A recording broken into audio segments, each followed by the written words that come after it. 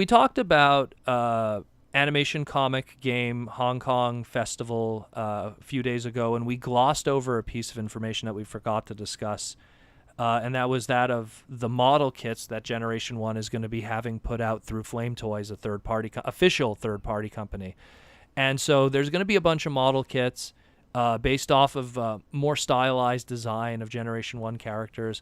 The final list thus far is we're going to be getting a Optimus Prime that's more Generation 1 looking, a Optimus Prime that's more IDW looking, a Nemesis Prime that's, again, going more towards that IDW design, a Bumblebee that comes with a helicopter backpack to homage his Action Master gimmick.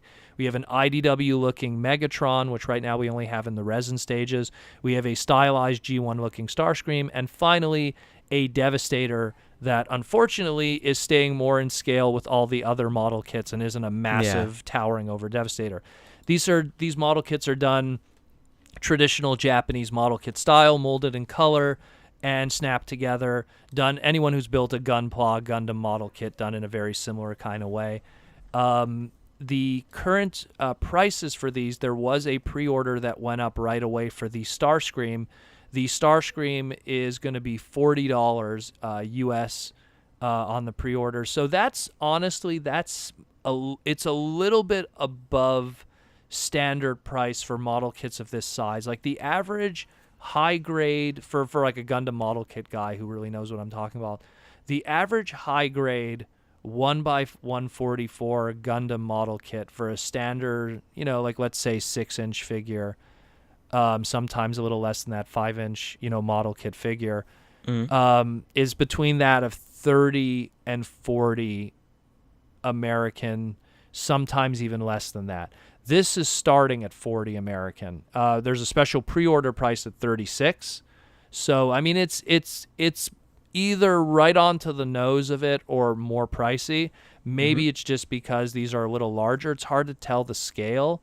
I mean, that Devastator looks very busy, so it probably might be even more than that. But I mean, the point is that these are more or less they're in the right price point or slightly above what we're used to normally paying. Maybe because Flame Toys has to pay in the license to create these, they also have to be more pricey. Where Bandai, when they do Gundam, I mean that's their jam, so they're used to it at this point. But these look really cool. Again, molded in plastic. Snapped together, no glue necessary for the people who are not familiar with building model kits. The Japanese Gunpla model kit kind of system is extremely user-friendly, very easy for first-timers to get into. So this is very easy stuff to build and understand. And they when you build them, they're pretty much action figures. You don't have to worry about they're very fragile and delicate and everything. They're pretty built for to be the product. That's something that almost you would build in the factory that would then become an action figure. So they look really cool. I'm really digging that Devastator. It's a very interesting stylized Devastator. Very Studio Ox, if anything. Yeah, I was thinking that too. Like very what do I want to say? Mecha, like very mecha, like the hips. Well, Studio Ox and a while the giant back, forearms. I'm going to probably try to post a photo. Studio Ox did a while back during the Operation Combination days. They did a very stylized Devastator in a crazy pose that it's like, how does any of this transform? Like it was just doesn't crotch. matter. It was just like crotch in your face and just arms out and just like crazy pose. And it's very, very reminiscent of that.